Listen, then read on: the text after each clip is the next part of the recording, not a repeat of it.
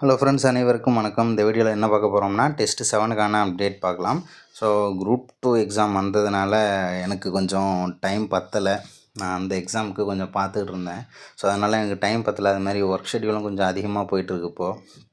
அதனால் வேர் to study கொஞ்சம் late ஆகிடுச்சு. ஆனால் இந்த டெஸ்ட்டுக்கு கொஞ்சம் சிலபஸ் வழக்கமாக இருந்ததை விட ஒரு 5% அதிகம்தான்.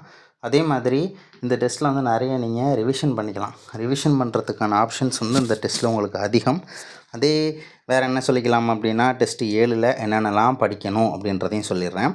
12வது புத்தகம் தமிழ் முழுவதும் பாடத்திட்டத்தில் உள்ளவை மட்டும். இடையில டிஎன்பிஎஸ்சி அப்டேட் ஒன்று கொடுத்துருந்தாங்க பார்த்தீங்களா, அவங்களோட அந்த டெலகிராம் சேனலில் ஒரு வதந்தி ஒன்று வந்துகிட்டு இருக்குது, சிலபஸை மாற்ற போகிறாங்க அப்படின்னு சொல்லிட்டு. அந்த மாதிரிலாம் மாற்ற மாட்டோம்.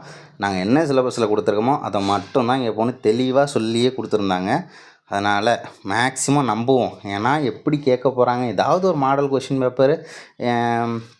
இப்போது தமிழில் எனக்கு என்ன ஒரு டவுட்டுனா, இன்னுமே அந்த டவுட்டு போகலை.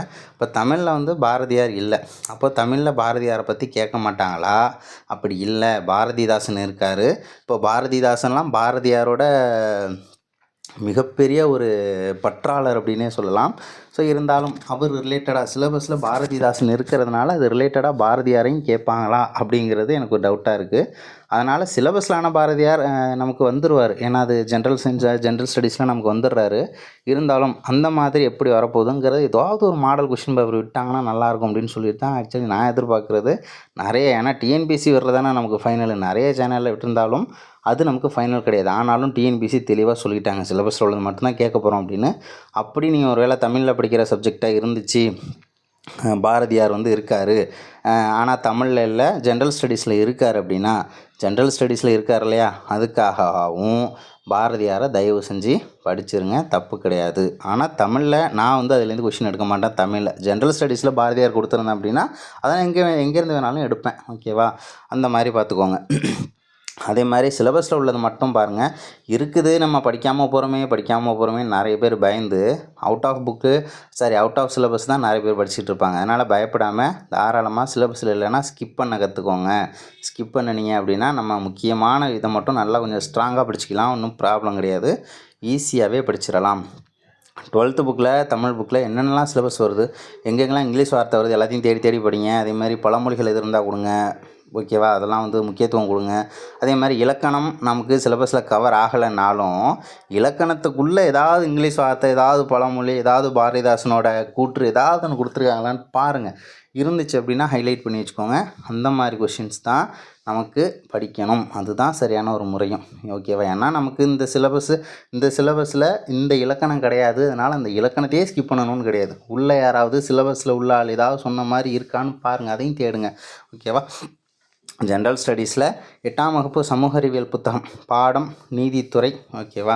நீதித்துறை இந்த பாடம் எப்படி இருக்கும் அப்படின்னா ஈஸியாக தான் இருக்கும். கொஞ்சம் கண்டென்ட் இருக்கும், அவ்வளோதான். ரொம்பலாம் கிடையாது, ஒரு 2 பேஜ் அளவுக்கு இருக்கும். அந்த கண்டென்ட் ஈஸியாக தான் இருக்கும். ஓகேவா?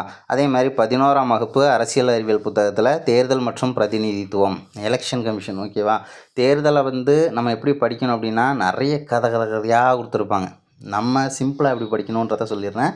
எலெக்ஷன் அப்படின்னு பார்த்தோம்னா அதோட ஆர்டிகல்ஸ் தெரியணும், எலெக்ஷனில் கொண்டு வரப்பட்ட சீர்திருத்தங்கள் தெரியணும். ஓகேவா? அதே மாதிரி ஆர்மியில் உள்ளவங்களுக்கு பதிலி வாக்கு எப்போ கொடுத்தாங்க, ஓகேவா, ப்ராக்ஸி ஓட்டு எப்போ வந்துச்சு, அதே மாதிரி பார்த்தோம்னா வெளிநாட்டில் இருக்கிறவங்க என்ஆர்ஐக்காக எப்படியெல்லாம் ஓட்டு கொண்டு வந்தாங்க, என்னென்ன சீர்திருத்தங்கள் கொண்டு வந்தாங்க, எப்போ இவிஎம், எப்போ நோட்டா அறிமுகமாச்சு. ஸோ இந்த மாதிரி சீர்திருத்தங்கள் ரிலேட்டடாக நிறைய டேட்டாஸ் தெரிஞ்சுக்கோங்க, ஆர்டிகிள்ஸு, அப்புறம் டேட்டாஸ், அப்புறம் எலெக்ஷன் கமிஷன் பற்றி எப்படி அந்த செட்டப் எப்படி இருக்கும், அதில் யாரெல்லாம் இருப்பாங்க, எந்த வருஷம் வரைக்கும் அது ஒரு நபர் அமைப்பாக இருந்துச்சு, எந்த வருஷத்துலேருந்து அது 3 நபர் அமைப்பாக மாறிச்சு, இது ரிலேட்டடாக இப்படியே படிச்சுக்கிட்டு இருக்கணும். அதே மாதிரி எலெக்ஷன் கமிஷனுக்காக நிறைய குழுக்கள் போட்டிருப்பாங்க, அந்த குழுக்கள் என்ன சொன்னாங்க அப்படின்றத தெரிஞ்சுக்கோங்க. ஆக்சுவலி புக்கில் உள்ளது கம்மியாக தான் இருக்கும், அதுவே போதுமானது தான். அப்படி இன்னும் கொஞ்சம் தெரிஞ்சுக்கணும் அப்படின்னு ஆசைப்பட்டீங்க அப்படின்னா ஆக்சுவலி நம்ம சேனலில் வீடியோஸும் போட்டிருக்கோம், அதுலேருந்து கூட நீங்கள் என்ன பண்ணலாம், ரெஃபர் பண்ணிக்கலாம். ஓகேவா? நிறைய குழுக்கள், அந்த குழுக்களோட வருஷம் ரொம்ப முக்கியம், சீர்திருத்தங்கள் முக்கியம். அதே மாதிரி இந்த எஃபிடிபி, ஜப்பானில் இந்த மாதிரி எலெக்ஷன் நடக்குது, இங்கிலாந்தில் இந்த மாதிரி நடக்குது, அப்படி இப்படிலாம் கொடுத்துருப்பாங்க. அதெல்லாம் வேண்டாம், அதெல்லாம் ஸ்கிப் பண்ணிடலாம். ஓகேவா? பயமாக தான் இருக்கும் ஸ்கிப் பண்ணுறதுக்கு, ஆனால் அதெல்லாம் வேண்டாம். ஓகேவா? ஏன்னா நமக்கு என்ன சிலபஸில் இருக்குது, இந்திய தேர்தல் ஆணையம், அவ்வளோதான். நம்ம அதனால் என்ன பண்ணுவோம், அதுக்கு தான் முக்கியத்துவம் கொடுத்துக்கணும். ஓகேவா?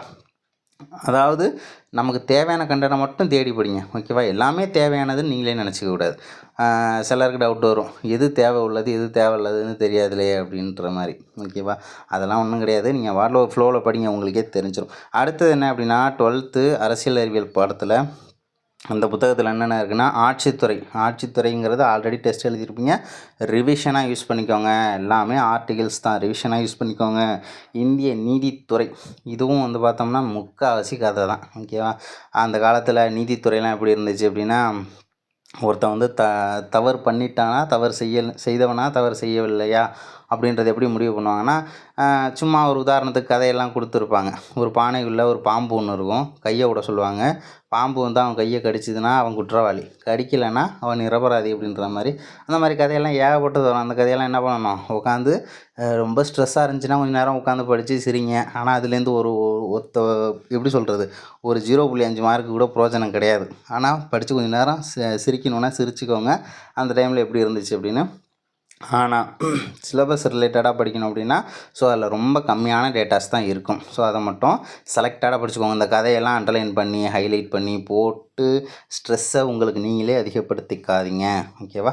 ஸோ அடுத்தது என்னென்னா, இந்தியாவில் கூட்டாட்சி, இதுவும் வந்து மத்திய மாநில உறவுகளில் நமக்கு வந்துடும். ரொம்ப முக்கியமான ஒரு பாடம். ஸோ இதையும் வந்து என்ன பண்ணணும், ரொம்ப முக்கியத்துவம் கொடுத்து தான் படித்தாகணும். நிறைய லாஜிக் வரும் இந்த பாடத்தில். அதே மாதிரி இந்தியாவில் நிர்வாக அமைப்பு, ஸோ அதுலேயும் வந்து பார்த்தோம்னா நிறைய லாஜிக் இருக்கணும். ஸோ அது வருஷம் நிறையா வரும். வருஷம் தெரிலையா, ஒன்றும் கிடையாது. ஒரே ஒரு A4 ஷீட் எடுத்துக்கோங்க. ஒரு பாடத்தில் அதிகபட்சம் எத்தனை இடத்துல வருஷம் கொடுத்துருப்பாங்கன்னா, ஒரு 20 வருஷம் கொடுத்துருப்பாங்களா, ஒரு 20 இடத்துல வருஷத்தை மென்ஷன் பண்ணி கொடுத்துருப்பாங்களா, இந்த வருஷத்தில் இது நடந்துச்சு, இந்த வருஷத்தில் இது நடந்துச்சு அப்படின்னு சொல்லிட்டு அந்த 20 வருஷத்தையும் எழுதுங்க. 20 வருஷமும் என்னென்ன நடந்துச்சுங்கிறத ஒன்லைனராக 20 லைன் மட்டும் எழுதுங்க. பாதியாக தான் எழுதுங்க, ஃபுல்லாக போட்டு எழுதக்கூடாது. எழுதி என்ன பண்ணுங்கள், புத்தகத்தோட நடு பேஜில் ஒட்டி வச்சுருங்க. ஒட்டி வச்சுட்டு நீங்கள் அந்த பாடத்தை படிக்கணும்னு நீங்கள் போனாலே ஃபஸ்ட்டு அந்த பேப்பரை தான் நீங்கள் முடிக்கணும். ஓகேவா? அந்த பேப்பரை முடிச்சுட்டு நீங்கள் அடுத்தது போய் பாருங்களேன். அடுத்தது ஃபுல்லாக படிச்சிங்கன்னா ஈஸியாக முடிச்சுட்டு போயிடலாம். வருஷத்தை இப்படி தான் நம்ம ஸ்ப்ளிட் பண்ணி படிக்கணும். கூட்டமாலாம் நம்ம என்ன பண்ண முடியாது, வருஷத்தை படிக்க முடியாது. தனியாக தூக்கணும். அப்படியே வெட்டி என்ன பண்ணணும், தனியாக எடுத்து நம்ம ஒட்டி வச்சு படிக்கிற அளவுக்கு வந்துட்டுன்னு வச்சுக்கோங்களேன். நம்மளால் முடியாது, யாரால முடியும் அப்படின்ட்டு போயிட்டே இருக்கலாம். அடுத்து இந்தியாவின் நிர்வாக அமைப்பு, அதுலேயும் நிறைய டேட்டாஸ் வரும், அதையும் பார்த்துக்கோங்க. அடுத்தது ஊழல் அமைப்புகள், ரொம்ப முக்கியமான ஒரு ஏரியா, கன்ஃபார்ம் கொஷின் ஏரியா. அதெல்லாம் இந்த 12th பாலிட்டி புக்கும் சரி, 12th பாலிட்டி புக்கும் சரி, இந்த ஊழல் அமைப்புகள், இந்த 2 ஏரியாவுமே மோஸ்ட் இம்பார்ட்டன்ட். அதுமாரி எலெக்ஷனும் சலைச்சது கிடையாது. ஓகேவா? ஊழல் அமைப்புகள் என்னென்ன இருக்குது அப்படின்னா, லோக்பால் இருக்குது, லோக் ஆயுக்தா இருக்குது, CBI central bureau of investigation மத்திய புலனாய்வு அமைப்பு, அதே மாதிரி CVC சென்ட்ரல் விஜிலன்ஸ் கமிஷன் நடுவண் விழிப்புணர்வு ஆணையம் அப்படின்னு சொல்லுவாங்க. அடுத்தது RTI. ஓகேவா? RTI அப்படிங்கிறது என்னது, தகவல் அறியும் உரிமை சட்டம், ரைட்டு டு இன்ஃபர்மேஷன் ஆக்ட் அப்படின்னு சொல்லுவாங்க, 2005 சட்டம். ஸோ இது எல்லாமே நம்ம தெரிஞ்சுக்கணும். ஊழல் அமைப்புகள், ஊழலுக்கு எதிராக செயல்படக்கூடிய அமைப்புகள் என்னென்ன. இப்போ லோக்பாலில் சரி, இதெல்லாம் எப்படி படிக்கணுன்றதையும் சொல்லிடுறேன். ஆல்ரெடி இந்த டேட்டாஸ்லாம் புக்கில் பெருசாக இருக்காது, அதனால் யூடியூப்பில் ரெஃபர் பண்ணிக்கோங்க. நான் ஆல்ரெடி அப்டேட் பண்ணியிருக்கேன், அதையும் நோட்ஸ் எடுக்க முடிஞ்சால் எடுத்துருங்க. லோக்பால்னால் எப்படி இருக்குது, அதோட செட்டப் எப்படி இருக்கும். ஸோ லோக்பால் அப்படின்ற ஒரு அமைப்பில் யாரெல்லாம் இருப்பாங்க, யாரெல்லாம் இருக்க முடியாது, அதேமாதிரி அதில் இருக்கிறவங்க எப்படியெல்லாம் இருக்க முடியும், அந்த தலைவரை தேர்ந்தெடுக்கிறதுக்கு யாராவது பரிந்துரை பண்ணணுமா, அந்த மாதிரியெல்லாம் இருக்கும். பரிந்துரை குழுவெல்லாம் ரொம்ப முக்கியம். அதுமாரி வருஷம் ஏதாவது கொடுத்துருந்தா வருஷத்தை தெரிஞ்சுக்கோங்க. லோக்பாலால் என்ன செய்ய முடியும், என்ன செய்ய முடியாது, லோக் ஆயுக்தாவால் என்ன செய்ய முடியும், என்ன செய்ய முடியாது, லோக்பாலுக்கும் லோக் ஆயுக்தாவுக்கும் என்ன வித்தியாசம், இந்த லோக்பால் எங்கே ஃபஸ்ட்டு தொடங்கினாங்க, லோக் ஆயுக்தா எங்கே ஃபஸ்ட்டு தொடங்கினாங்க, இதை பரிந்துரை செஞ்சது யார், இந்த பேர் எந்த மொழி வார்த்தை, இந்த வார்த்தையோட அர்த்தம் என்ன. ஸோ இந்த மாதிரி ரிலேட்டடாக தான் படிக்கணும். CBIலாம் 5 பாயிண்ட்டு தான். CBIயில் ஒரு 6 பாயிண்ட் இருக்கும்னு நினைக்கிறேன். CVCயில் ஒரு 7 பாயிண்ட்டு, RTIயில் ஒரு 10 பாயிண்ட், முடிஞ்சு போச்சு. இதெல்லாம் ரொம்ப ஈஸியாக இருக்கும் படிக்கிறதுக்கு. அதேமாதிரி மேக்ஸ் வந்து பார்த்தோம்னா, மேக்ஸ் வந்து நம்ம பரப்பளவு மற்றும் கொள்ளளவு கொஞ்சம் இம்பார்ட்டன்ட் கொடுத்து படிக்க வேண்டிய ஒரு ஏரியா இது. பரப்பளவு மற்றும் கொள்ளளவு நிறைய பேர் பார்த்தவொடனே பயப்படுவாங்க. ஓகேவா? நிறைய பேர் கண்டிப்பாக பயப்படுவாங்க. இதுக்கு நீங்கள் ஸ்கூல் புக்கை ரெஃபர் பண்ணிக்கோங்க. ஓகேவா? இதுக்கு நீங்கள் ஸ்கூல் புக்கை ரெஃபர் பண்ணிக்கோங்க. அடுத்தது மேக்ஸிமம் இதுலேருந்து ஸ்கூல் புக் எடுத்துக்கலாம். அதேமாதிரி ப்ரீவியஸ் இயர் கொஷின்லேருந்து நான் எடுப்பேன். ஓகேவா? இதில் வந்து பார்த்தோம்னா ரொம்ப ட்விஸ்டடாலாம் எடுக்க மாட்டேன். நீங்கள் லாஜிக்காக படிச்சிங்க அப்படின்னா கண்டிப்பாக அந்த மாதிரி கொஸ்டின்ஸ் வந்து நமக்கு வந்துடும். ஓகேவா? பரப்பளவு மற்றும் கொள்ளளவு. ஏன்னா இந்த ஏரியாவில் மட்டும்தான் அதிகபட்சம் இப்போ வரைக்கும் கொஞ்சம் ஸ்கூல் புக் பக்கம் எடுத்துக்கிட்டு இருக்காங்க. அதனால் இதுக்கு நீங்கள் கொஞ்சம் ஸ்கூல் புக்கையும் ரெஃபர் பண்ணிக்கலாம். ஓகேவா? ரெஃபர் பண்ணிங்க அப்படின்னா கொஞ்சம் ஈஸியாக இருக்கும். இருந்தாலும் இந்த டாபிக் எல்லாமே உங்களுக்கு படித்து முடிக்கிறதுக்கு கொஞ்சம் டைம் எடுக்கும் அப்படின்றதுனால டேட்டை வந்து 11ஆம் தேதிக்கு தள்ளிக்கலாம். ஏன்னா அடுத்த டெஸ்ட் வந்து ஒன்றுமே கிடையாது அடுத்த டெஸ்ட்டில். ஓகேவா? அடுத்த டெஸ்ட்டில் இன்னும் 6வது பழைய புக்கு படிக்க போகிறீங்க. ப்ளஸ் மேக்ஸ் ஜென்ரல் ஸ்டடீஸில் ஒன்றும் அந்தளவுக்கு பெருசாக இல்லை. சிலபஸில் இருந்துச்சுங்கிறதுனால 4 வரி எடுத்து வச்சுருப்போம். அதில் எடுக்கிறதுக்குன்னு பெருசாக எதுவும் கிடையாது. நீங்கள் ரிவிஷன் பண்ணணுன்னாலும் பண்ணிக்கலாம். ஆனால் இந்த டெஸ்ட்டு 11ஆம் தேதி நம்ம மாற்றிக்கலாம். எனக்கே கொஞ்சம் தோணுச்சு. ஏன்னா 9ஆம் தேதி ஏதோ கடமைக்கு நடத்துகிற மாதிரி இருக்குமே அப்படின்னு சொல்லிட்டு. அதனால் நீங்கள் வந்து எனக்கு தெளிவாகவே படிச்சுட்டு வாங்க. தெளிவாக படிச்சுட்டு வந்து 11ஆம் தேதி நல்லா எழுதுங்க. இந்த டைம் ஏன் எக்ஸ்ட்ரா 2 நாள் கொடுக்குறேன் அப்படின்னா, ஒரே ஒரு தலைப்பு இருக்கிறதுனால மட்டும்தான் நான் கொடுக்குறேன். ஓகேவா? யார் அந்த டான் அப்படின்னா இந்த பரப்பளவு மற்றும் கொள்ளளவு. ஓகேவா? அதே மாதிரி இந்த ஆர்டிகல்ஸ் எல்லாம் கொஞ்சம் படிக்கிறது கொஞ்சம் கன்ஃபியூஸ்டாக இருக்கிற மாதிரி இருக்கும். மேக்ஸிமம் ஷார்ட்கட்டை ரெஃபர் பண்ணிக்கோங்க. ஆனால் தயவு செஞ்சு ஃபுல்ஃபில்லாக படிங்க. 2 நாள் எக்ஸ்ட்ராவே இருக்குது. 11ஆம் தேதி டெஸ்ட்டு நைட்டு வரைக்கும் இருக்குது. ஓகேவா? ஸோ அடுத்த டெஸ்ட்டில் அடுத்த அப்டேட்டோடு சந்திக்கலாம். தேங்க்யூ.